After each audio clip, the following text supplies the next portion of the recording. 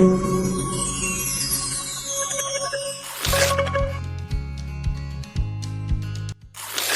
I would like to introduce our group member. First is Chia Choi Hong, matric number 294121. Chong Hui Jie, matric number 291770. Oi Jing Wen, matric number 292079.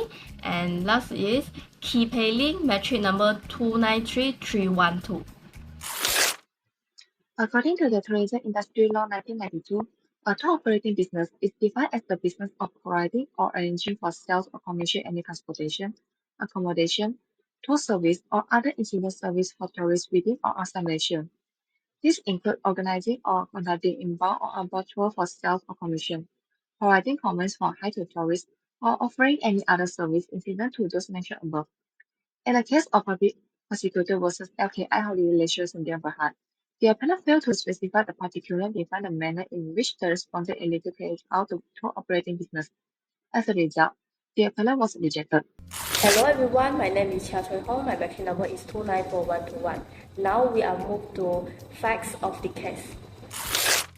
On August 2022, 1993, there was a premise in Langkawi which is LKI Holidays Leisure Sdn Bhd was charged under Section 5.2 of the Tourism Industry Act 1992 for operating a tour operating business without a valid license issued by the Tourism Commissioner. However, the charge did not specify or detail how exactly the company unlawfully conduct their tour operating business, such as like transportation, accommodations, or tours.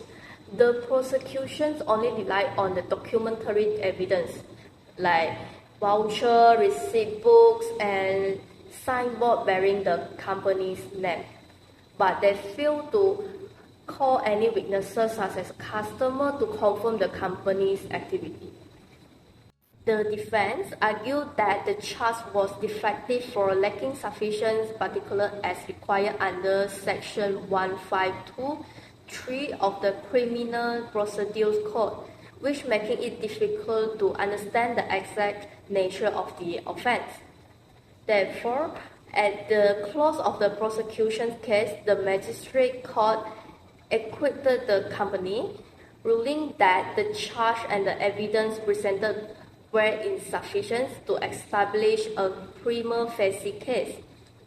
A decision later upheld by the High Court on appeal. The issues of the case. The case of public prosecutor with LKI Holidays Leisure Sdn Bhd 1998 mainly revolves around issue of consumer protection and breach of contract.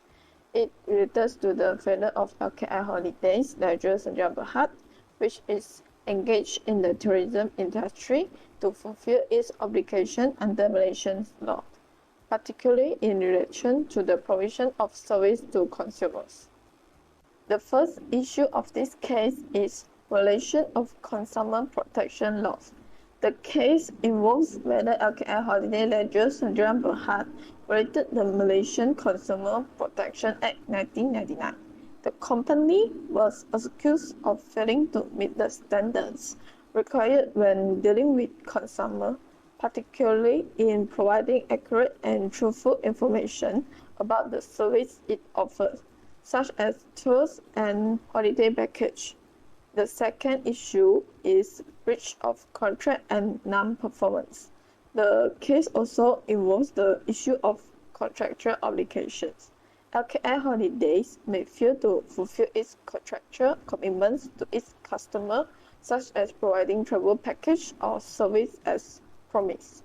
This is the question of whether the company action or omission cause financial loss or other harm to consumers, and if so, whether they breach its legal obligation. In summary, the issue in public prosecutor with LKI Holidays Leisure Sdn Bhd 1998 was the company alleged breach of consumer protection laws, including breach of contract and failure to provide service to customer as promised. The holding of the case. The case of public prosecutor with LKI Holidays Leisure Berhad 1998 is a major legal case in Malaysia, mainly involving business practice and corporate liability issues. The first holding of this case is violation of tourism industry law. LKI Holidays Leisure Berhad was found guilty of carrying out activities without obtaining the required license, in particular activities related to its business as a travel agency or tour operator. This violates Malaysian tourism regulations. The second holding is corporate responsibility. This case highlights the responsibility of companies and their directors to comply with statutory requirements when conducting business. The last holding of this case is penalties. Courts impose penalties on company and their responsible person for failure to comply with licensing requirements. The ruling highlights the importance of business complying with national regulations, particularly those regarding consumer protection, safety, and operating standards in the tourism industry. The case is cited in discussions on corporate governance and regulatory complaints in Malaysia. Hello everyone, my name is Gi Pei with number Bactrix 293312. So now I'll continue with the parts of the rationale of the holding. In this case, the rationale actually is primarily focuses on the issues of a defective charge and failure to define offence clearly. And the court did found out that the charge against the defence, which is LKI Holiday Leisure Sendirian Berhad, was lack of specific details that require under section 152 bracket 3 of the Criminal Procedure Codes, which is CPC. And the section actually are clearly stated that if an offence is not giving a specific name under the law, the charge must include a sufficient proper notice to the accused. In this case, the prosecution failed to specify what kind of the activities that they are doing under the section of 5.2 of the Tourism Industry Act 1992 under the definition of tour operating business, and they also carry out their business without a valid license. So actually, tour operating business have defined as covering the activities such as arranging transportation, accommodation, and also conducting tours. However, the charge did not clarify which of these activities the defense was accused of engaging in. Moving on to the second point, which is prejudice to the defense. Actually, the court did emphasize that the lack of specific in the charge will causing the prejudice to the defense. Without knowing which particular activities was being stated, the defense was unable to prepare a proper and targeted responses.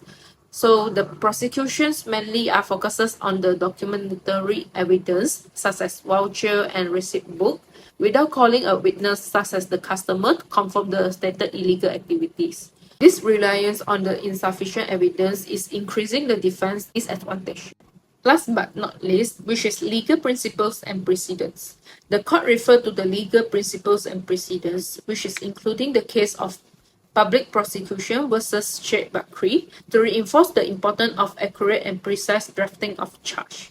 So, an unclear charge that does not detail the stated offence violates the procedural fairness and undermines the accused's right to defend themselves.